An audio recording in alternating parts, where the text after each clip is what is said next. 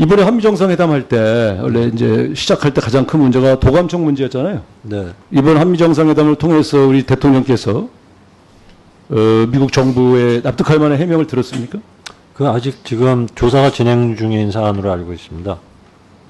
그러니까 제가 지금 말씀드린 것은 납득할 만한 해명이나 향후 재발 방지 대책에 대한 어떤 언급을 들은 게 있냐고 제가 질의했습니다. 들은 게 없습니까? 아직 조사가 진행 중이기 아니, 그러니까 때문에. 제가 물어본 건 들은 게 있냐고 물어봤지 없습니다. 조사가 네. 진행 중이냐 아니냐 묻지 그 문제는 않았잖아요. 협의되지 않았습니다. 네, 그렇습니다. 네.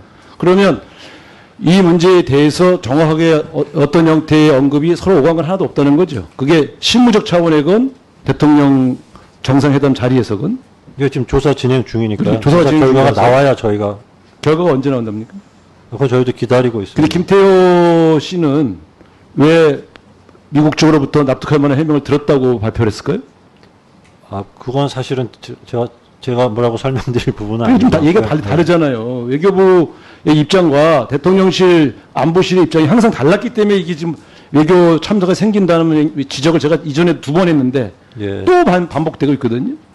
적어도 도감청이 있었다는 사실이 폭로되었고 미국이 이걸 공식적으로 부인하고 있지 않는 이 상황이라면 저도 대한민국의 국격이라면 이 문제에 대해서 가정을 전제로 하더라도 항의하고 혹은 해명을 요구하는 노력은 필요하지 않습니까? 그쪽에서 조사 중이기 때문에 최종 결론은 나중에 듣더라도 최소한의 국가를 대신해서 최소한의 확인 절차나 항의는 했어야 되는 게 아닌가 제가 지금 말씀드리는 겁니다. 대통령이 직접 하지 못하면 외교 라인을 통해서도 전달은 했어야 되는 게 아닌가요? 그것도 없었나요? 아, 물론 저희가 이 문제에 대해서 문제 제기를 했기 때문에 저쪽에서 이제 조사 후에 결과를 알려주는 외교부가 했나요? 거예요. 대통령 안보실에서 했나요? 사실 그 제가 부임하기 전이긴 한데 제가 알기로는 아마 제가 볼 때 당연히 양쪽에서 다 안 했을 하신 거예요.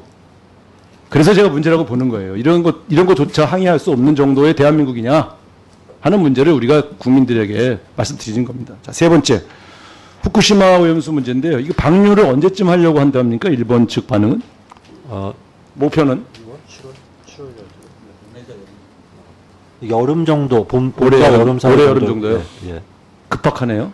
예, 그렇게 시간이 많지는 않습니다. 그러면 지금 1박 2일 혹은 2박 3일 정도의 시찰단의 조사로 우리 국민들에게 충분한 이 방류 계획에 대한 충분한 보고를 하실 수 있다고 생각하세요? 저희가 이미 방문하고 싶은 장소 같은 것들을 협의를 해오고 있고 일본도 상당히 긍정 검토하고 있고요. 그다음에 아니 이제 이 기존에 원전이라는 저희가 것은 확보한 자료도 있고 IAEA 측으로부터 받는 자료도 있습니다. 자, 제가 과기정통일을 했습니다.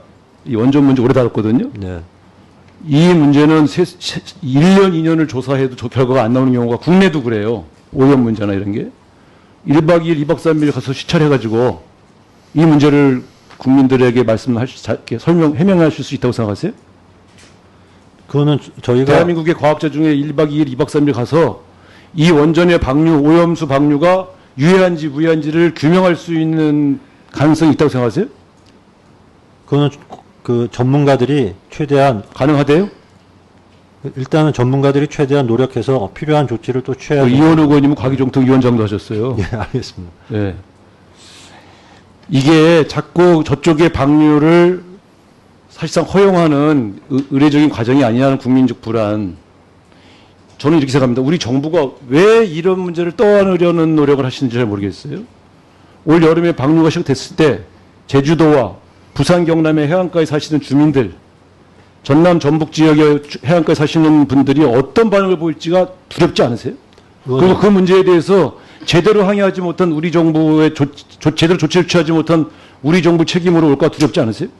의원님, 사실은 지금 이 문제에 대해서 저희가 취하고 있는 조치는 지난 몇 년 동안 일관되게 그대로 취해오고 있는 조치고요. 거기에 지금 이제 시찰단이 하나 더 생긴 건데 지금 그동안 저희가 IAEA를 통해서 IAEA도 이원화되어 있습니다. 저희 전문가 한 분이 가 있고 저희 연구기관이 참여하는 게 있는데 거기에 플러스해서 이제 시찰단 하나를 더해서 어쨌든 국민들께서 걱정하시지 않도록 최대한 안전성에 대해서 저희로서는 중증적으로 노력하려고 하는 겁니다. 이 문제에 대해서 제가 외통이 와서 제일 처음 질의할 때부터 제가 이 문제를 다뤘어요.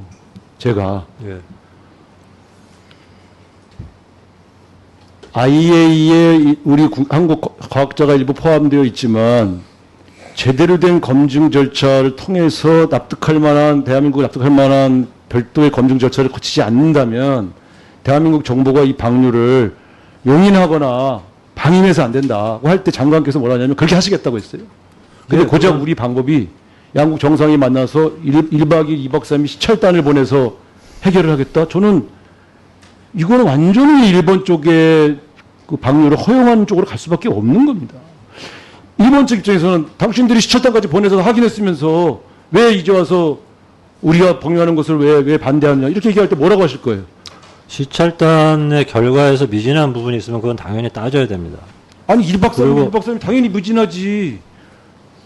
자, 마무리하시고 보충 질의 때 좀 추가를 해주시기 바랍니다.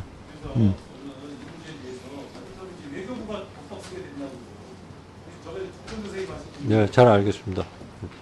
예, 수고했습니다. 다음 윤상현 의원님 질의해 주십시오.